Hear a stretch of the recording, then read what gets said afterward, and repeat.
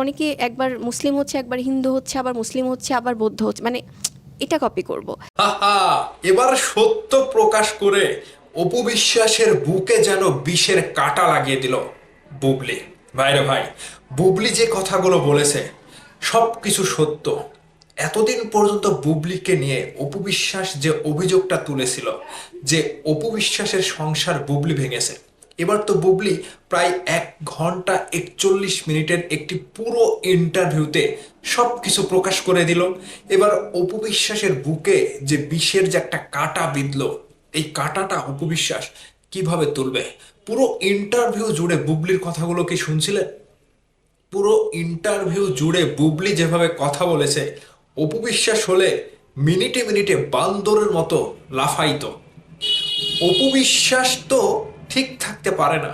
বুবলি 1 ঘন্টা 41 মিনিট যেভাবে নিজেকে সুস্থ সুন্দর সাবলীল ভাবে কথার মাধ্যমে প্রেজেন্ট করেছে, এখানে অপু বিশ্বাস হলে কি করতো জানেন? অ্যাং অ্যাং অ্যাং অ্যাং, মানে এইরকম একটা অবস্থা অপু বিশ্বাস করতো। আমার সব থেকে ভালো লেগেছে বুবলি তার জীবন কাহিনী বলতে গিয়ে, সন্তানের কথা বলতে গিয়ে কেঁদে ফেলেছে।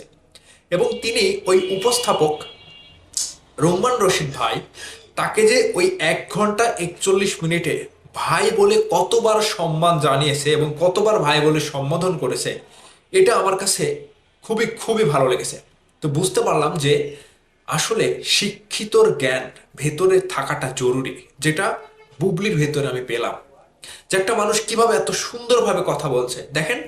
বুবলি কিন্তু অপু বিশ্বাসকে খুব সুন্দরভাবে দিয়ে দিয়েছে, কিন্তু সেই কথাগুলো বুবলি সুন্দরভাবে মিষ্টি সুরে বলেছে, শুনতে ভালো লেগেছে। কিন্তু এই কথাগুলো অপু বিশ্বাস যখন বলে তখন মনে হয় যে অপু বিশ্বাস অভিনয় করছে। হ্যাঁ, বুবলি যে কথাগুলো তুলে ধরেছে, এবার কারেন্ট কথায় আসেন, এবার মানে মেন মেন আলোচনায় আসেন। বুবলি শাকিব খানের সাথে এখনো রয়েছে। বুবলি ডিভোর্স না, নট ডিভোর্স। তাদের বিবাহ সম্পর্ক নিয়ে যে কথাগুলো সবসময় ওঠে, শাকিব খানের সাথে তার ডিভোর্স হয়ে গিয়েছে, তার সাথে আর কোনো সম্পর্ক না। এবার অপু বিশ্বাস যাবে কোথায়? আমি ভাবছি যে বুবলি যেভাবে, তিনি যে কড়া মেজাজে এসে এতটা মানে এতটা শক্তি নিয়ে যে বুবলি কথা বলছে, সেখানে শাকিব খানের শক্তি রয়েছে, স্বামীর শক্তি রয়েছে। তাছাড়া তো বুবলি এত জোর দিয়ে কথা বলতে পারবে না। অপু বিশ্বাস কি কখনো পেরেছে? আপনার অপু বিশ্বাসকে এখন লাখ লাখ টাকা ঢেলে বলেন যে অপু বিশ্বাস এরকম জোর দিয়ে বুবলির মতো কথা বলুক এবং বলুক যে শাকিব খানের কাছে অপু বিশ্বাসের জায়গা রয়েছে এবং অপু বিশ্বাস ডিভোর্স না, এখনো সন্তানের সম্পর্ক থেকে স্ত্রী স্বামী স্ত্রীর সম্পর্ক শাকিব খানের সাথে রয়েছে অপু বিশ্বাসের। এই কথাটা অপু বিশ্বাসকে বলতে বলেন, দেখেন পারবে না।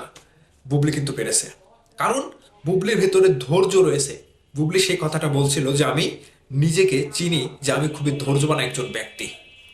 যে ধৈর্যের ফল বুবলি পেল। শাকিব খান তার সন্তানের মুখের দিকে তাকে অপু বিশ্বাসকে বুবলিকে ডিভোর্স দেয়নি। এবং যে কথাগুলো শাকিব খানের বিরুদ্ধে চলে গিয়েছিল বুবলির, অনেকে ভেবেছিল যে শাকিব খানকে অপমান করার জন্য বুবলি বলেছিল, কিন্তু না, বুবলি সেই জায়গাতে নিজের মানে বিষয়টা ক্লিয়ার করেছিল। সেটা ভুলভাবে অনেকেই নিয়েছে, আমরাও সেটা নিয়েছিলাম। তো বুবলি তার জীবনের সকল কিছু, নানা কিছু, মানে যা এক ছোট ছোট বিষয়, একেবারে সিম্পলি বিষয়গুলো বুবলি কিন্তু শেয়ার করেছে সেখানে কালকে ইন্টারভিউয়ে। তো সেই ইন্টারভিউটা জুড়ে আমার সব থেকে ভালো লেগেছে বুবলির আচরণ, বুবলির কথা বলার ধরন, বুবলির যে একটা সুন্দর ব্যবহার, একটা ভদ্র নম্র মেয়ে।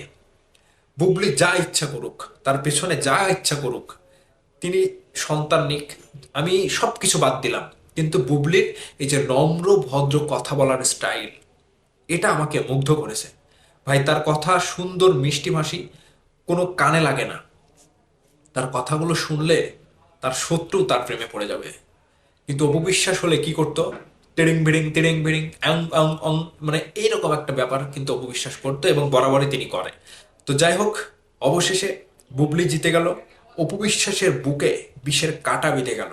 এই কাঁটাটা অপবিশ্বাসের ভক্তরা তুলতে পারবে কিনা এবং অপবিশ্বাস নিজেও আগামী 100 বছরেও তুলতে পারবে কিনা, সেটা বুঝতে পারছি না।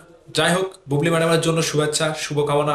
আমাদের আগামী যে আপকামিং যে ভাতিজা কিংবা ভাতিজি আসছে, তার জন্য অনেক অনেক দোয়া রইল। ভালো থাকবেন সবাই।